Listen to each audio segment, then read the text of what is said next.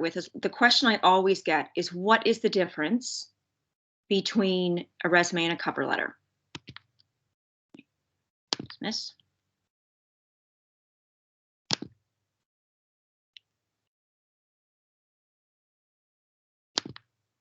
So this was taken from the Harvard Business Review. This is Jody is a communications expert, and I really like the way Jody makes this succinct. Essentially, your resume is kind of like all the things that you've done that are relevant to the position. Your cover letter is going to address the so what about that experience, because your cover letter is forward motion. This is where I will be going. So you want to make sure that you identify all the things that you did and make sure that you bring relevance to the future, what that means to the employer, okay? And we're going to go over some samples of that. So cover letter or resume, your goal is not to get the job. Your goal is to get noticed and get the interview. That is where the hiring takes place, right? And essentially with the employers, you're looking for, they have a checklist. We don't know what they, we don't know what, we do know what they want from the job ad. So it's really easy for us to make that connections. Employers love enthusiasm. They are not looking for all your experience. They're not looking for particularly relevant experience. They're looking for learners who are enthusiastic, have a great aptitude and a base for what they're going to do, and that they have some skills that are transferable. So the expectations from employers is not perfection and not that you have all this experience. They wouldn't be coming to our program. They're looking for future leaders that they can work with and train. So when you think of a cover letter, you're not going to be able to do all these steps for every single cover letter that you do, because it does get busy. I am going to show you some time-saving stuff that will help you once the job postings get going. But essentially you want to do is review the job posting, because that's essential to what we know they need. We're doing a needs assessment on the employer. I always use a highlighter or the highlighter in PDF, whatever, and I highlight key phrases and verbs. And those verbs I make sure are integrated into my cover letter and my resume. Because if we're going to be going through a system where they're going to be, if they're going to be putting your resume or cover letter through a system that, like I forget the name of them. Anyways, they're looking for hits, and the more relevant information you have, the more hits you're going to get. The one way that you can understand and show enthusiasm is doing some research. Maybe you have an alignment with the goals or the values of the organization. Maybe you noticed on LinkedIn they did an awesome conference and it got good feedback and you want to be engaged. Any time that shows that you've done research, that you know that you're interested in your site, gets their attention, right? Generic just turns employers right off. The other thing that they say is chart, and I've got two charts here on this presentation that you can start to outline some of your skills with your experiences, right? Because a lot of the times when we see, you're going to see very relevant skills that are going to be probably in a lot of different positions: analytical, communication skills, research skills, all those different things. So we can start to chart your skills with examples, and I'm going to show you later. I have a template. You can literally cut and paste as you apply for different jobs. The other thing is, a lot of these positions are looking for good writing skills. And one of the ways they're assessing that is through your writing of your cover letter. Business writing is very unique. It's succinct. It has to be powerful, and it has to be free of any errors. Don't mind me, I'm dealing with a cough and cold this week.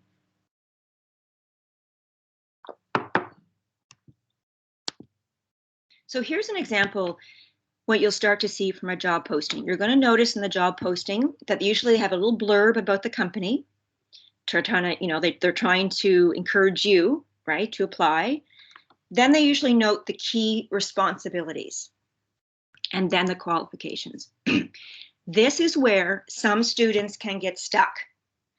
I've heard a lot of this stuff that they say, well, they're calling for project management experience. I don't have project management experience. Or they're looking at analytical. I don't have analytical experience.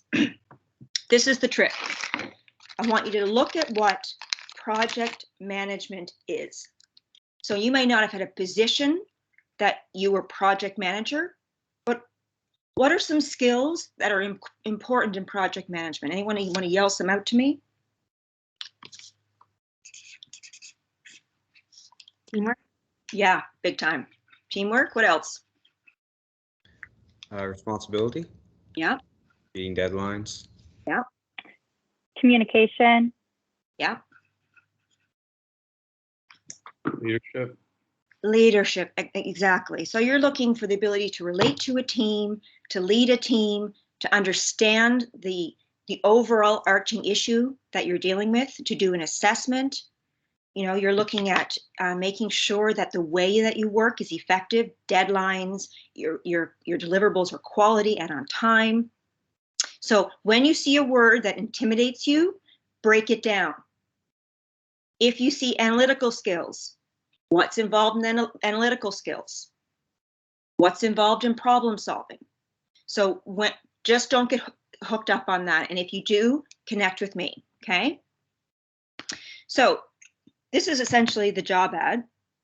And what you noticed here is that when you go through a job ad, you're not going to have all the experience. And if you did, you're probably overqualified.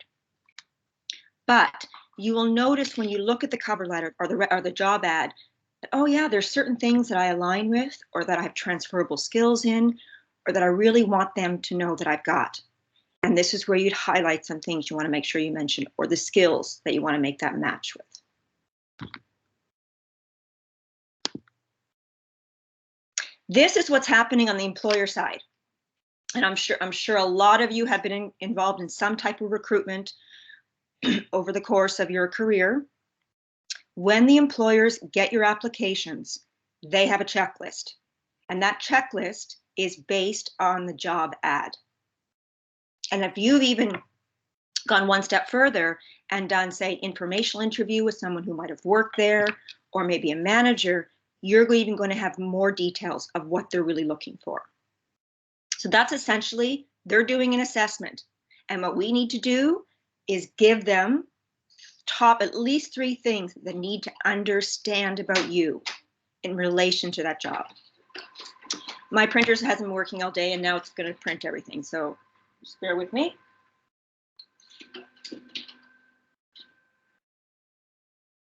All right. So there's 2 things here. There's 2 ways you can do this. A lot of the times I make a T-bar when I'm doing my job ads, and I start by noting all the things that I know they need on the left-hand side of that T-bar. So I'm really clear on what the needs are of my audience. The second one is all the places that maybe you've done those skills, learned those skills, practiced those skills. I even take it one step further so that you can really use it to cut and paste when you're going forward. So let me give you an example. This is the career skills inventory.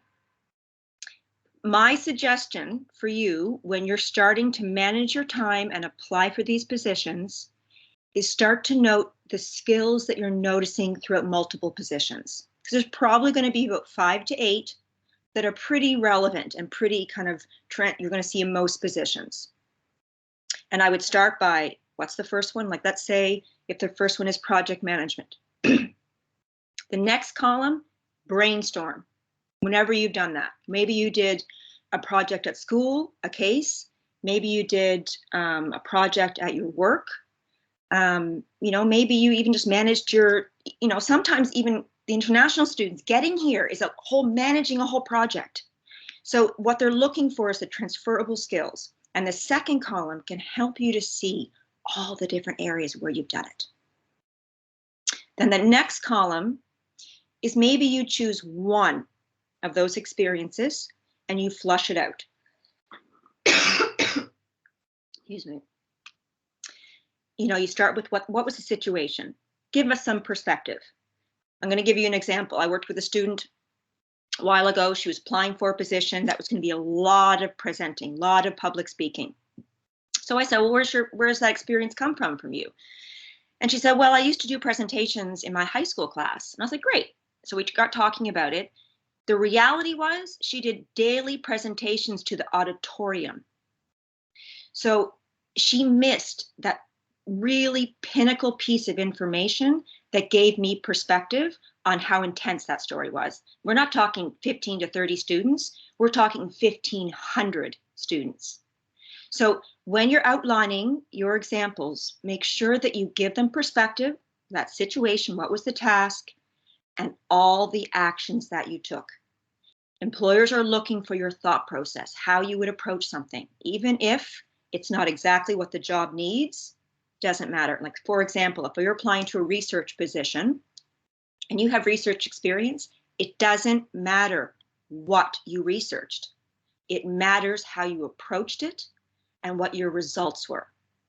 So that's just, we want to make sure you give actions that are clear.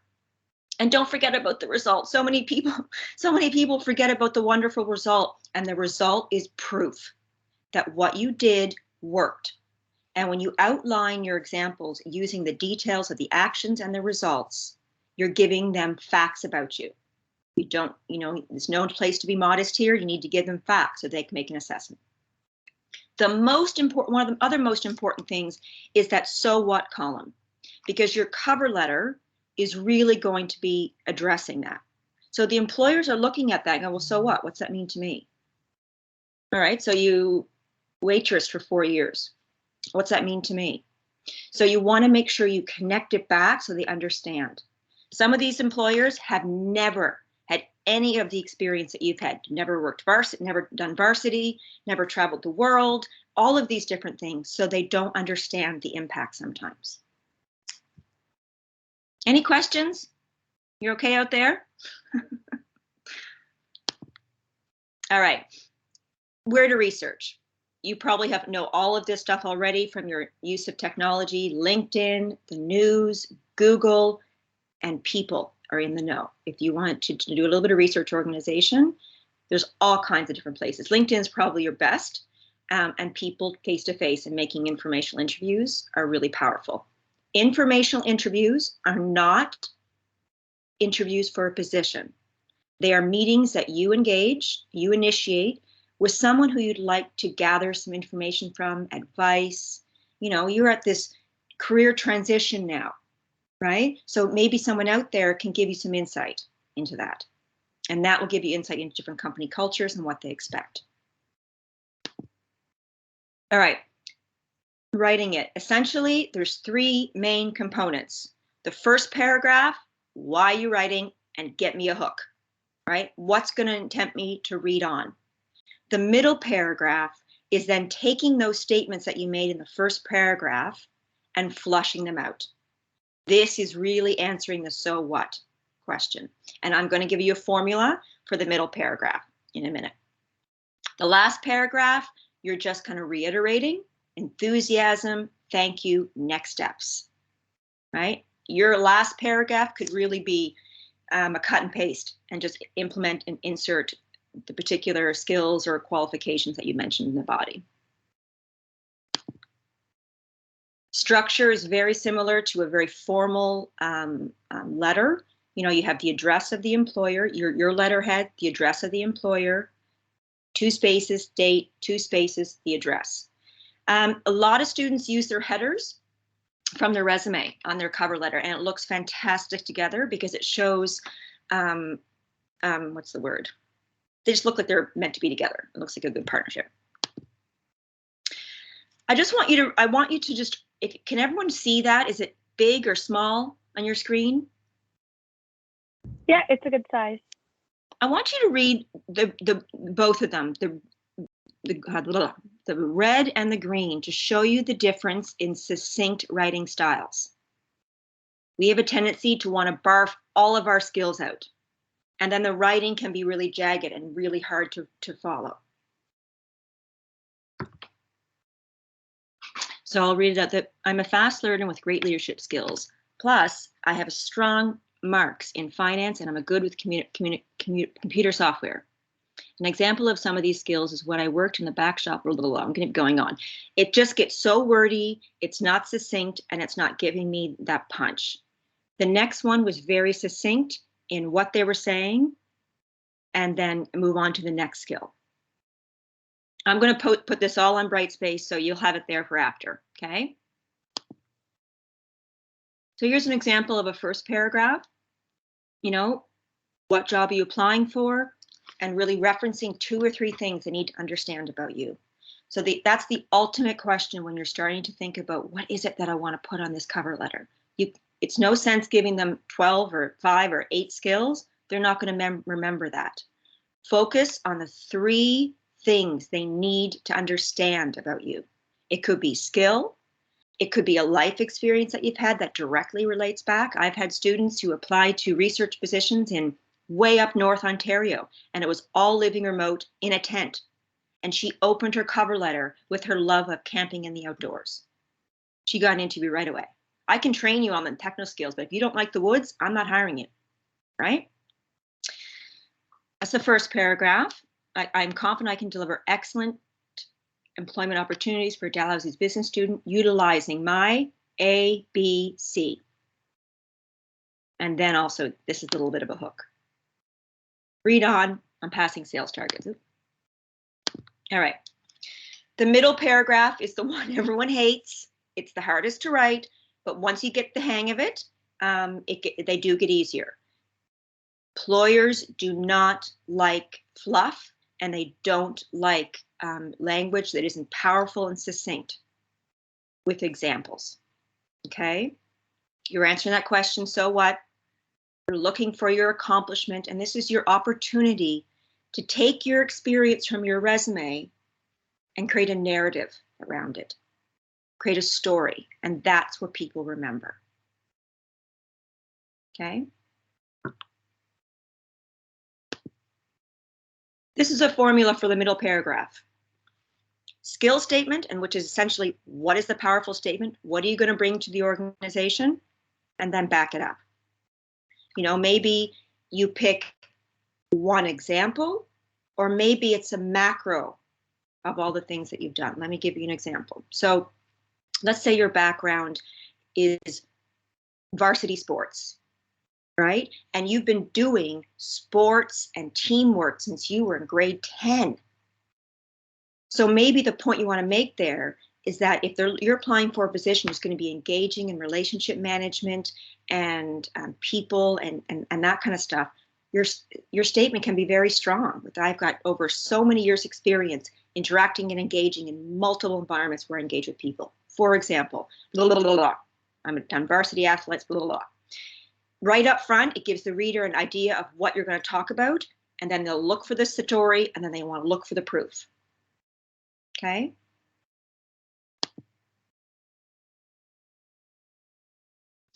So the next, I have to apologize, I couldn't find a sample. I only had since yesterday to get this together. So I couldn't find a really good example of a body, the middle part cover letter. And we don't always like to give examples because then what happens is students kind of replicate them and then they all look the same, which is dangerous for you guys too. So what I've done, I've used my own cover letter. So when I was applying for my own residency within counseling, I applied to NSCC, and I want you just to notice the wording I used there. I could have literally, if there was highlights of the words that I took right from the job description, this thing would probably be glowing. So want you to notice, I give specifics. I don't have to go into detail, but I can give specifics of what I've done. And then you'll notice at the very end, it's like not only did this happen and it got good feedback, it's still implemented. So we want to make sure that the reader understands the impact your work had and the successes that your work has had. And this will be all in Brightspace, so no worries if you're struggling to read it.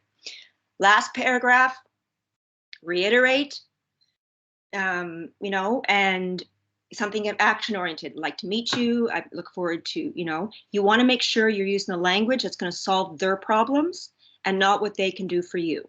I think of that JFK quote, you know, ask what you can do for the country, not what the country can do for you.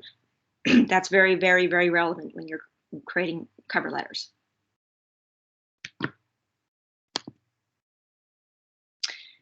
You want to be able to customize with each one. If you're putting out generic cover letters, employers know. Focus on what you can do for them, right? Use your keywords that you see, be concise, and make sure that you don't get stuck with words that you're intimidated by or experience. They're not looking for direct experience. They're looking for your ability to, if I handed you this, what in your past can assure me that you can do it? Okay? I'm going to stop recording and I'm going to take the presentation off. I'm just going to open up to comments, questions. We can use the rest of the time just to make sure that you know when you leave here what you're going to do when you do your first application. Any questions?